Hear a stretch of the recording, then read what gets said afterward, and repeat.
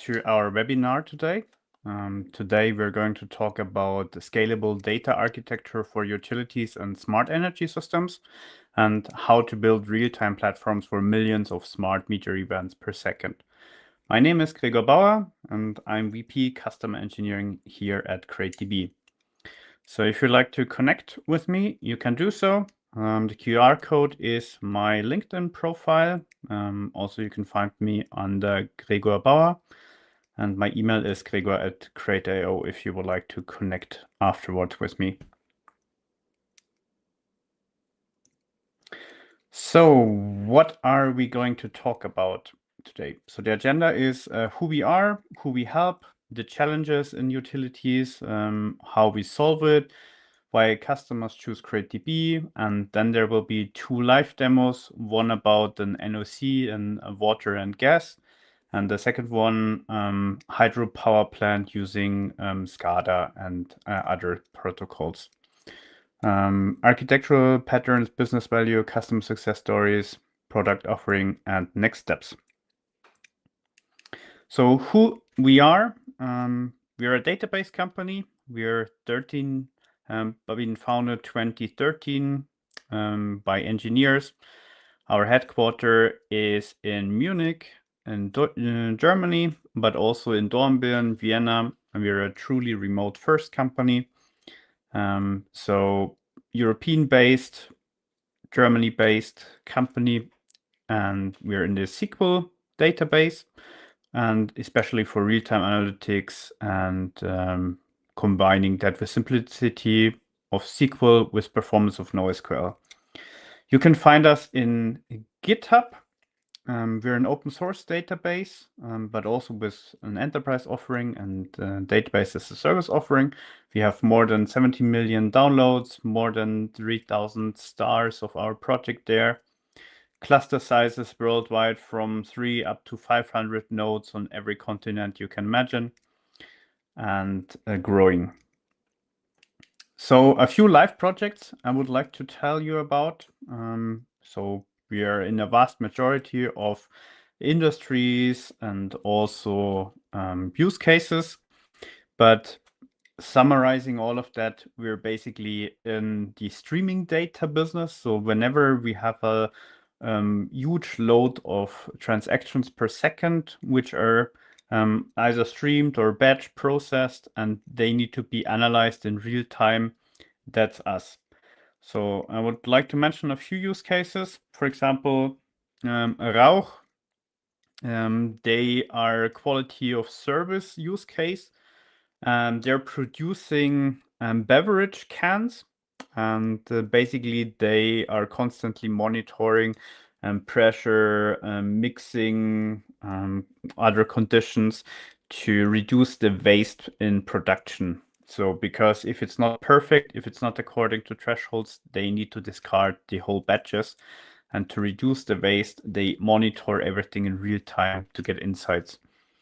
Other cool use case, Thomas Concrete Group. Not sure if you knew, but concrete, the concrete mixers which are driving around when they turn their barrels, it is to keep the concrete on temperature. It's not that they get hard, the concrete, it's because of the temperature, because they need a special temperature when they're poured to make a solid, evenly concrete floor without cracks or impurities or air bubbles inside.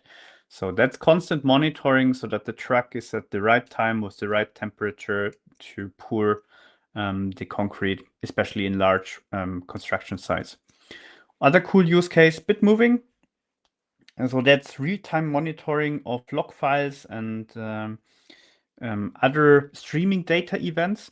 And it is basically behind the Netflix, Formula One races, maybe even for the soccer World Championship. They basically analyze in real time the viewing experience. So is there any packet loss? Is there any issues in displaying? Is the stream coming in good? Because in milliseconds, you can actually aggregate these data and see If a larger group of people have issues, then you can basically see what issues that is for the majority and adjust in real time the encoding settings. You all know that from YouTube, for example. So reducing the resolution is one thing, but also some encoder settings can be changed in real time. Good. So what problems do we solve apart from the three ones I mentioned? So smart meter streams millions of events. So that is a common problem in the industry, that there is sensor data everywhere, may it be energy, electricity, the water, gas, and so on. And the major problem is if you need the insights within seconds or even milliseconds to react to actions or to things which happened. Usually meters and assets sit in data silos. So that's also a problem if you have dedicated systems for that meters and you need to combine data, if they're maybe not scaling, if they're slow. Also in terms of costs, it could be that it's in a relational SQL database and it doesn't scale, or it costs per query or per inserts that could invalidate the use case as well. So growing sources, also an issue. So especially in the smart metering sector, it's not only about electricity. There is other things coming up as well, like EV charging stations, grid sensors, wind turbines, water turbines, everything consolidated to get better insights. So this is a big problem because usually different silos. The problems which materialize is basically you have slow dashboards, which you could experience, raw streams, which are from various sources, and diverse data types. So every machine has their own data type. Keeping up with that can be troublesome. And this is actually the problems we solve altogether. So how do we solve that? This is basically our architecture of how CrateDB works.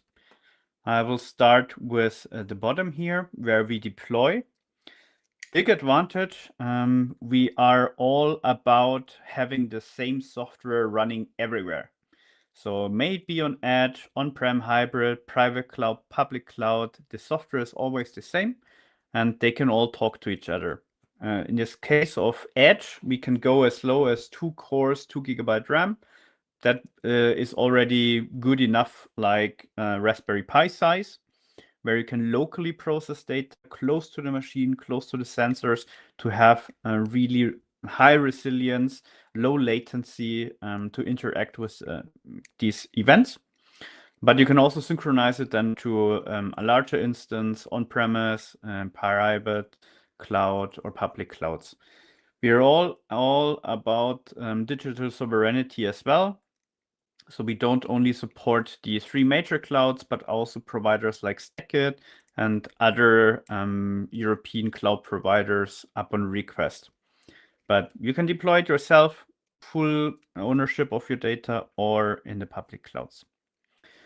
So in contrast to other databases, we scale horizontally. So we're not a monolithic system. We're a completely distributed system with a shared nothing architecture. So you can scale by just adding new nodes. That also gives us the high availability. So, but we come to that later. How we store data. So we are a relational database, but our storage is columnar based. So that makes us very good for these ad hoc aggregations, min, max, averages, rolling averages. And we do advanced indexing. So you don't need to have any index before. Everything is indexed automatically. And you can basically query whatever you like, whenever you like, without needing to think about it. So that's a huge flexibility you get here. And how do we do that? Basically with our distributed query engine. The data is evenly distributed among all nodes, and we only have one record of the row on one of the servers. So For redundancy, yes, it's also on other nodes, but the active layer is only ever one document. So the distributed execution engine one of the nodes gets the query, and then the execution engine processes it. Meaning, the one node, which is in this case taking the query, sends out the request to all the other nodes. They all search for the data which is necessary for that query. They pre-aggregate, they pre-calculate, pre-group, then send it back to this node, where then the further processing is done and then streamed back to the user. So this way you can do very fast ad hoc queries because it's very efficiently stored in columnar storage for these real-time analytics. So you don't need 5 different systems. You can do everything related to aggregations or analytics in a single system. Schema is dynamic. So that basically helps us to cope with all the evolving assets, what you want to insert into the system, because you can imagine various different systems or machines have different data models. And sometimes if they do a firmware upgrade, there's suddenly a new parameter in the data model or they change it. No need to worry with that. With Crate, you can just store anything in any format all the time without any issue, without any schema change, because it's dynamic. But if you want to, you can also have it strict. So then it behaves exactly like a relational database. So real-time user-defined functions is possible with us, with the ad hoc queries and the advanced indexing. We can also integrate other databases with foreign data wrappers or CDCs, so change data capture, so that we can do queries among multiple databases and combine them in a single system to make multiple joins of data from different systems. In terms of data, I think you saw already from the use cases, any kind of data can be stored and create ERP system, asset management, telemetry data, but also unstructured data. We're also very well equipped for AI and reg use cases, tickets, external data, market data, streaming data, and so on. So usually you can do then user applications, real-time analytics, data science, visualization. You can use it to train machine learning models. You can do prediction with the data, natural language processing, AI applications or RAG applications, and so on. So what else can we do in the terms of IoT management or IoT data collection? We have a product which is the IoT router. It speaks various different sensor protocols. I think it's up to 100, but it is either a client for these protocols or it pulls these interfaces. It's a configurable system. It's software. And here is just some examples like Cymatic S7, OPC-UA, Modbus, REST, SOAP, MQTT, and so on. This all is basically pulled, queried, and then translated into SQL and directly put into Crate. So this way we can grab all these IoT data without any other system, and we can achieve extremely high requests per second using this kind of systems.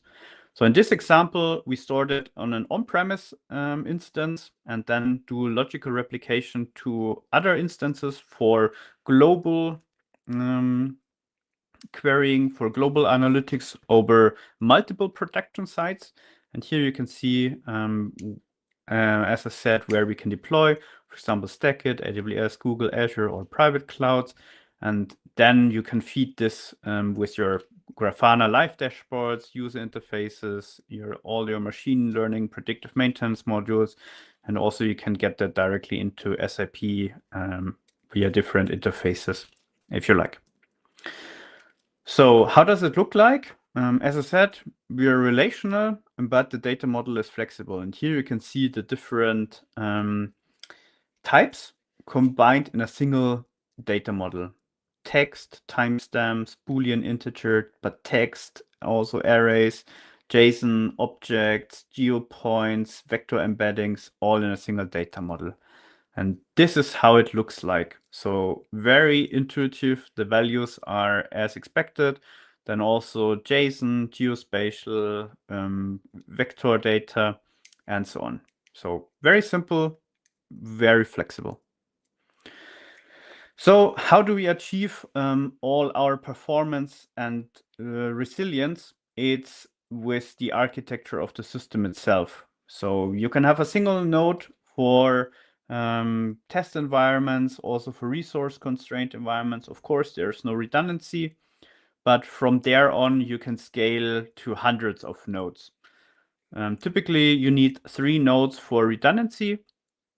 For example, to avoid the split brain situation, you always need a quorum of 2/3. So that way, 3 is the minimum, right? So cost efficient shared nothing architecture. It's easily scalable. Just add nodes to the cluster and the data will be redistributed. Also removing nodes is easy.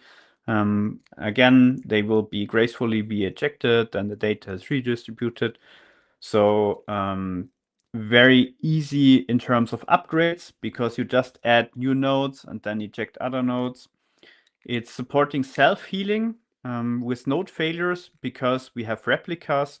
So basically it takes over the job immediately from the faulty nodes. And once the others are coming online again or will be added to the cluster, they will be resynced so that the cluster is as expected before.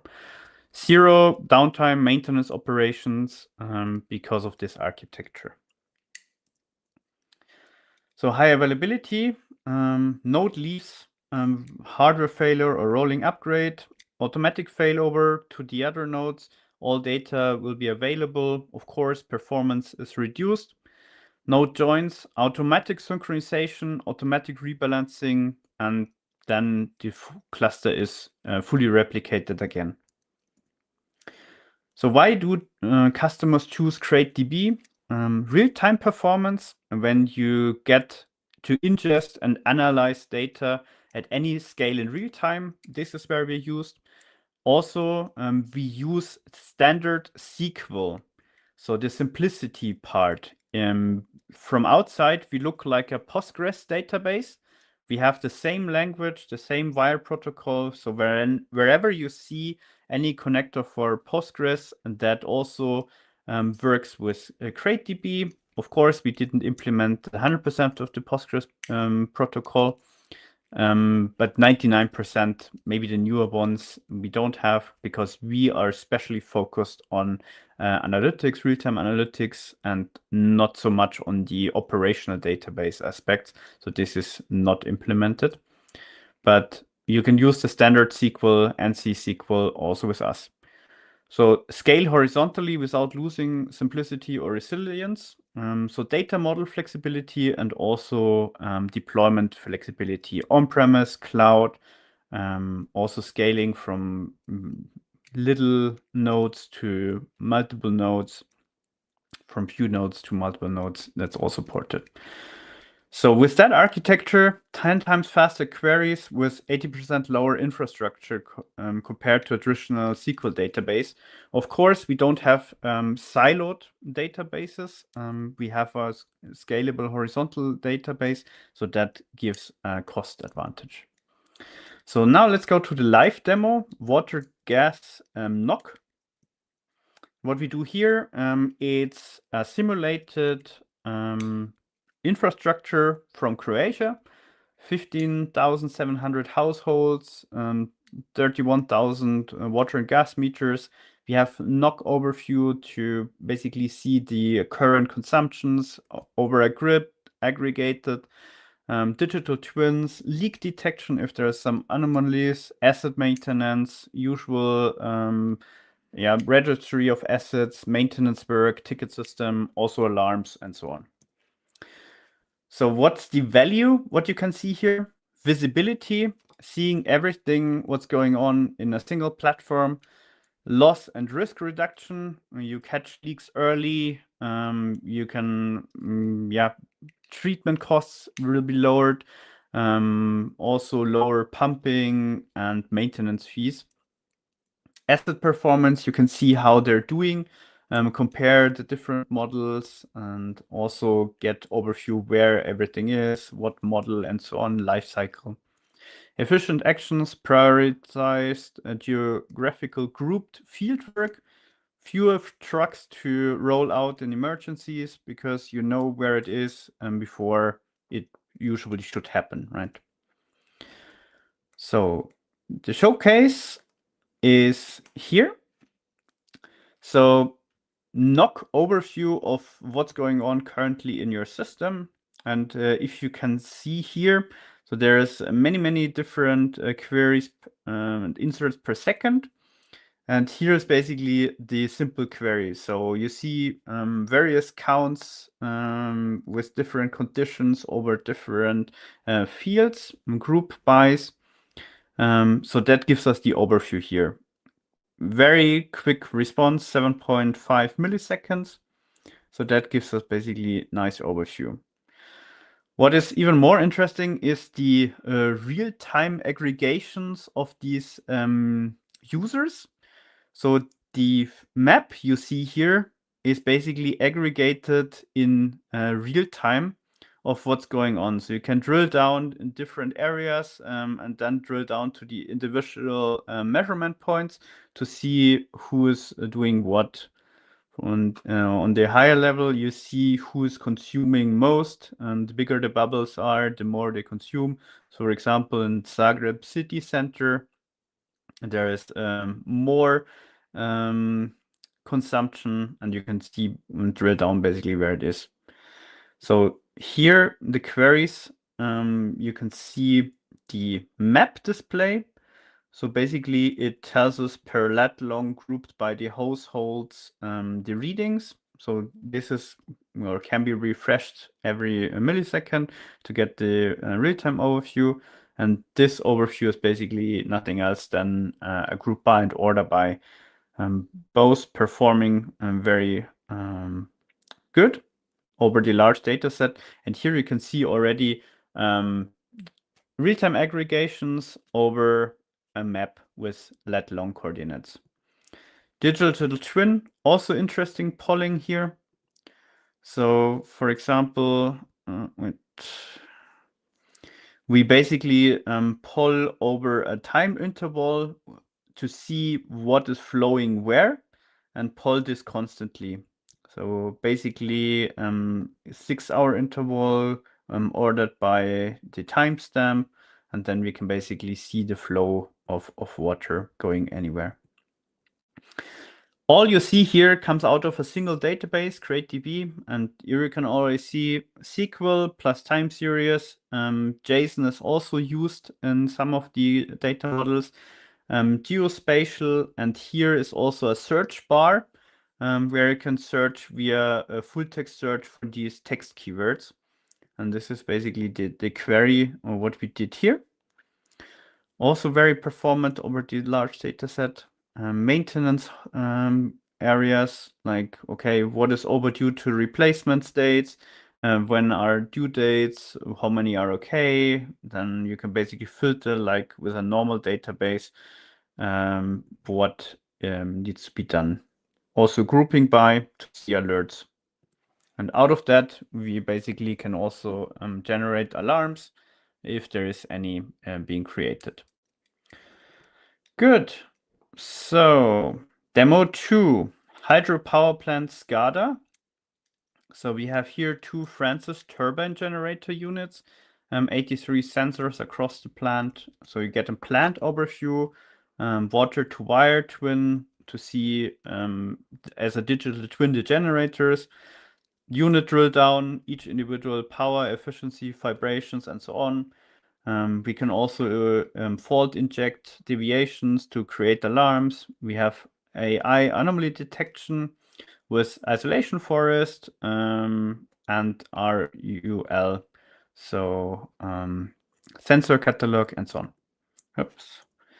So what is the value of this? So operations, to see what's going on, understand each individual mechanical and electrical details of all the units, protect with alarms, triage, and also predictive maintenance to see anomalies and react early enough.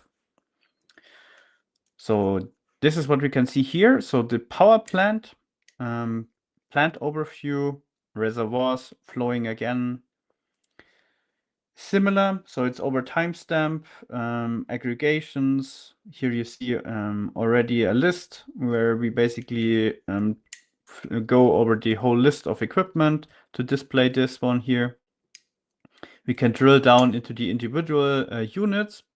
So what's going on with temperatures, with vibrations, and so on.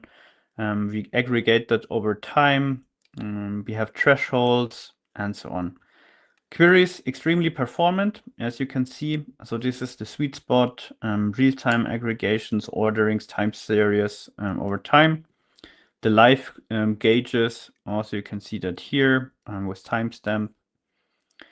Then alarms. So out of the thresholds, we basically find the problems with what we defined in the code. AI anomaly detection, so isolation forest, linear regression modules. So this all basically helps to detect anomalies with the current data coming in. And basically, it compares the existing trend with the issues which are known to the system, and then we can spot basically on the fly these kind of problems, sensor readings, and so on. That's all, possible with a single database to create this information. Good. Then let me start again. So how do we do that? Smart meters, all kinds of different sensor data come in over IoT router, integrate one system for everything, live and historical data together. We can do then our dashboards, geospatial analytics, digital twins, alarms, AI, and ML at scale. So there is no limitations. We basically scale as much as you need horizontally. So a few customer success stories. One ABB, so they're combining in their IoT platform basically multiple things. The one platform is called Genix, and it's an industrial IoT suite, for example, for their LNG projects to measure in real time pressures, flows, and so on, but also with the large ships. So we're also deployed on the ship, fully remote, fully offline to measure data from the engines of these ships, vibrations, predictive maintenance, and so on. But also real-time monitoring of EV charging stations. And you've seen maybe the ABB ones. So you can basically analyze and aggregate the charging stations to also do load shedding, meaning balancing the performance of the stations individually to not overload these systems. Best energy, other use case, real-time usage statistics, customer insights. They also monitor all the sensor points, give insights, can react to the networks, and so on. So key challenges, they had highly concurrent read and write loads. So this is what you can do with Crate. You can continuously ingest data and query data on the same time, and ultra fast aggregations on top of it. So they have a lot of metrics per minute, all kinds of data formats. So this is basically all coming together in a dashboard with complex queries and historical behavior. This is why they needed Crate, actually. So 3 things to remember. One data layer, every workload. time series, assets, geospatial, JSON, events in one SQL database with no pipelines between the systems. Biggest advantage. So you don't lose time with copying data from A to B. Also no duplicates in system. You just need one system. Real time at any scale, millions of event queryable in seconds, and 10 times faster queries, 80% lower infrastructure than a normal SQL database like Postgres, MariaDB, and so on. And value you can measure. So from water to quality of service, everything to get insights immediately. So we're coming to an end. So now it's time for QA and next steps. If you want to learn more, there is two things which you can do. Learn.createdb.com is our free academy courses. And if you want to try it out yourself, you can do so either with Docker. There's a Docker image you can download, but you can also deploy a free cloud instance. So console.createdb.cloud. It's a free forever, very small instance, which you can use to try out things. Apart from that, if you liked it, you can also scan this QR code to book a meeting with me.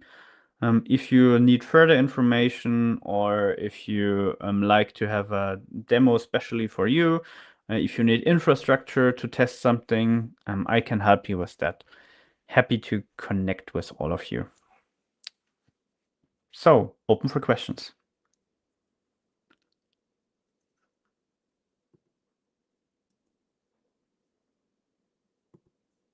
So, how to use database in NOC? Well, this depends basically what you have.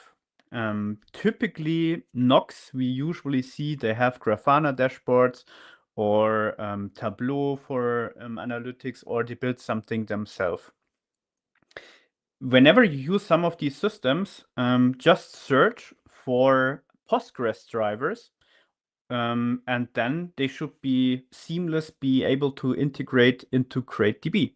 So as we look like a Postgres database, whenever you have these connectors, then you can basically use us as a backend. For so AI model, we don't use any AI model directly, so that's up to you basically. When you use a RAG application, then you can use any LLM. We do support agents, so we have an MCP server, which basically translates all the native language queries to SQL so that you can integrate your agent or your RAG application directly with CreateDB. So we are basically the back end for AI or LLMs. Basically for memory or for RAG application for context, we can store the raw data together with the embedding of the LLM. Also, if you liked it, next webinar will be about edge to cloud data, industrial IoT, where we focus more on this IoT router, how that is being configured, how it collects data. You just look at the banner below, so createdb.com events, where you can sign up.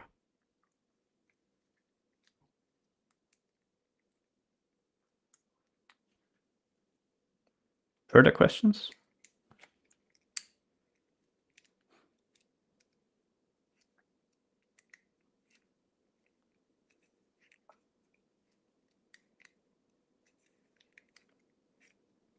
Okay. So if there's no further questions, I wish you a very pleasant rest of the day and see you next time.